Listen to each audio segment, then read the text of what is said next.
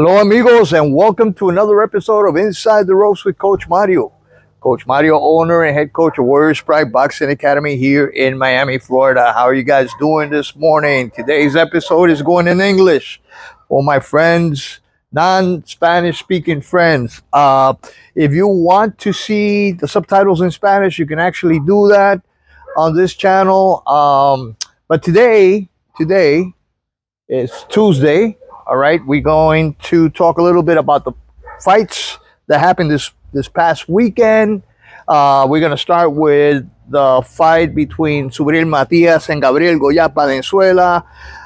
Everyone and their mother was expecting Subriel Matias to become victorious in this one. There was no surprise there. 8th round TKO, a victory, total demolition by Subriel Matias of Gollaz Valenzuela, who is, in my opinion, in my book, is a warrior.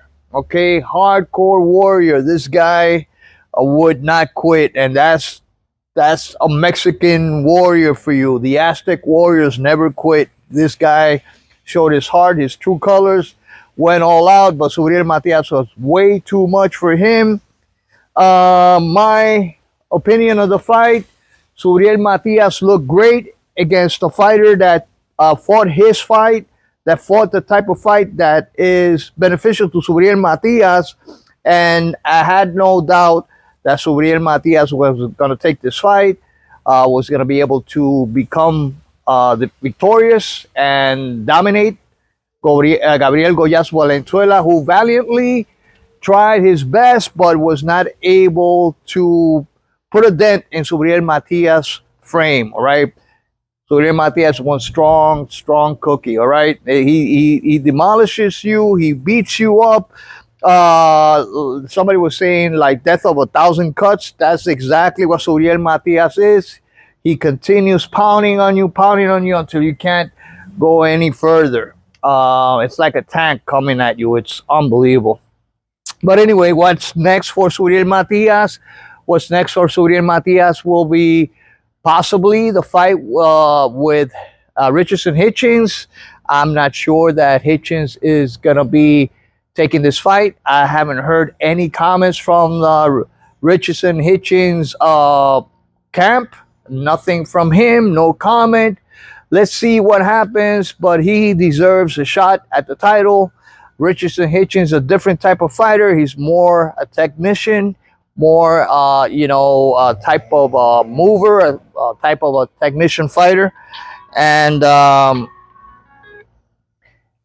sorry about that. And I think that Subriel Matias might have a little bit more issues with Richardson Hitchins than he did with Gabriel Gollaz Valenzuela. However, Richardson Hitchins had a lot of issues with aggressive, in-your-face type of fighters when he fought Gustavo Lemos from Argentina. I actually thought that he lost that fight against Gustavo Lemos. So imagine somebody as aggressive and as relentless as Subriel Matias.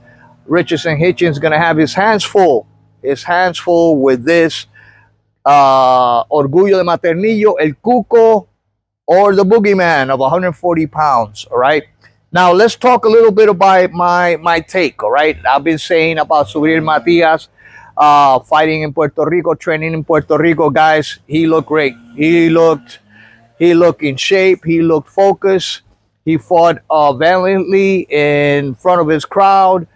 I have some people that went to the fight, and they told me that the stadium was almost empty, all right? That they put the people that the cameras took that you saw, I thought, I said, wow, the stadium is full. And this is a very small local gym, where they play basketball and volleyball, a semi-pro type in Puerto Rico.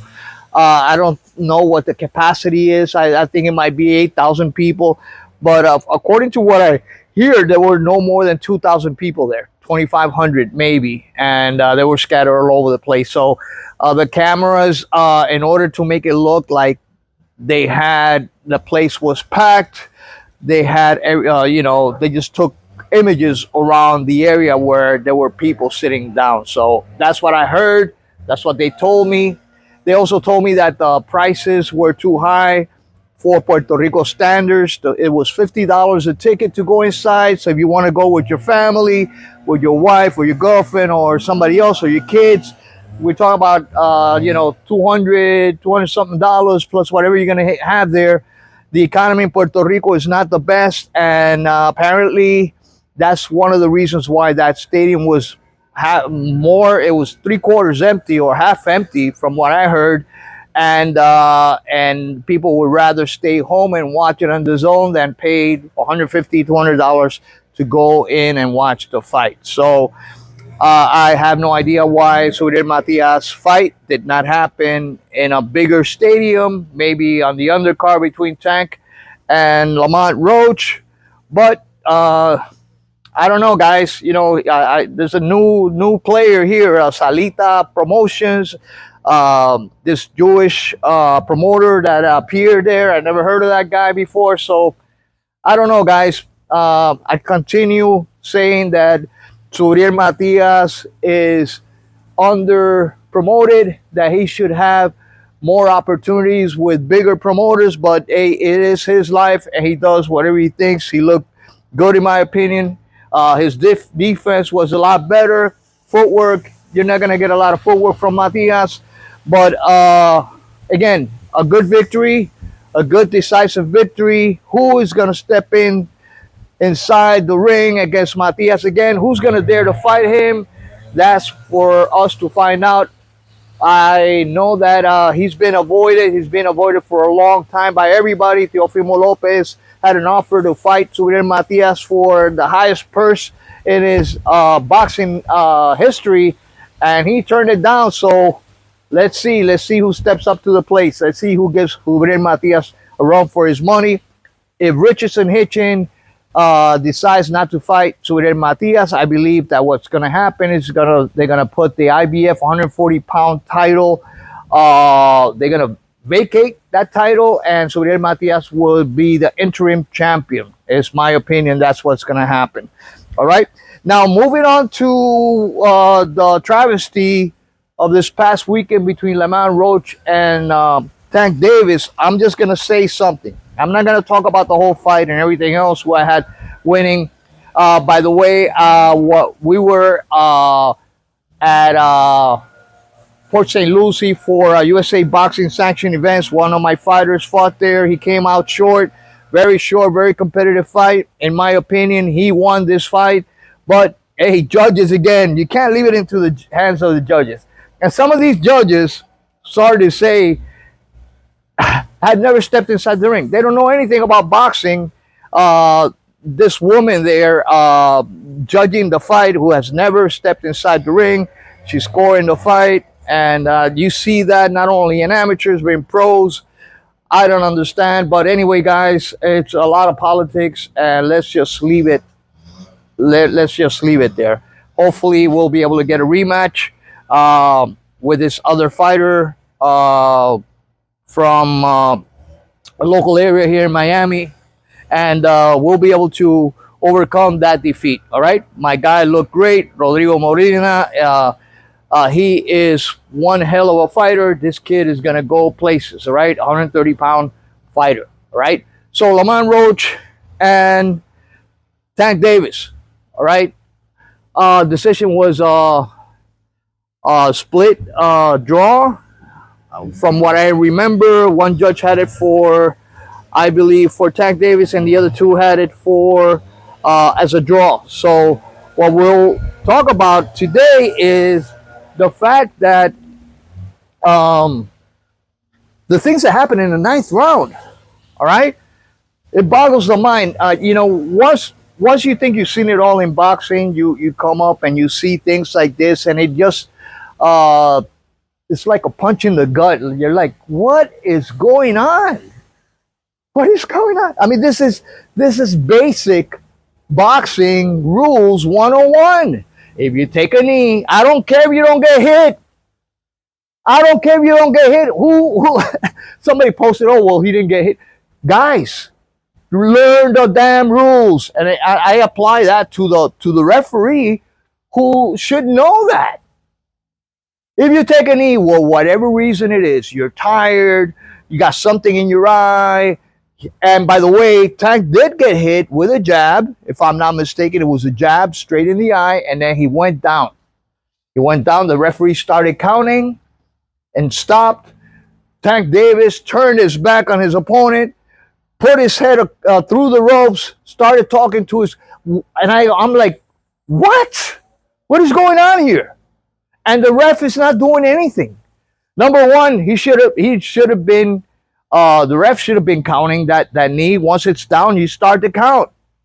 All right. Number two, you can't turn your back on your opponent, go to your corner, stick your head outside the ropes. Three, you cannot have your corner assist you in any way while the fight is going on. There's no timeouts in boxing. What's going on, guys? I mean, that's the reason why this damn sport is so hated and loved at the same time. You know, you got these divas like Tank Davis, like Canelo Alvarez getting away with murder. And other guys getting screwed over, like Lamont Roach. He should have been the champion on Saturday night. He should have won that fight.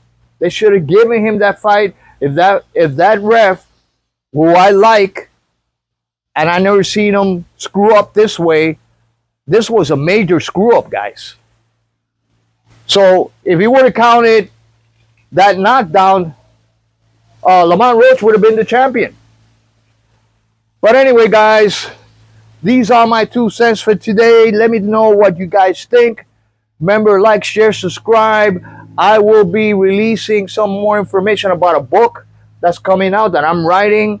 It's called Masters of Control. It's a thriller, conspiracy. It's got a little bit of my personal history in there. It's going to be something. It's going to be a series of books. I finished the manuscript. I sent it to the publisher. They're working on it right now. So editing, proofreading, and everything else. So I hopefully will have that out in a few months. It's going to be available on Amazon, Barnes & Noble, and other platforms. But anyway, guys, remember, like, share, subscribe. Let me know what you guys think of the fight between Subriel Matias. Who is he going to fight next? Let me know what you think about the whole tragedy or travesty that happened between Tank Davis and Lamont Roach. I appreciate your comments. But until next time, this is Coach Mario saying, hasta la vista. God bless you all, and peace.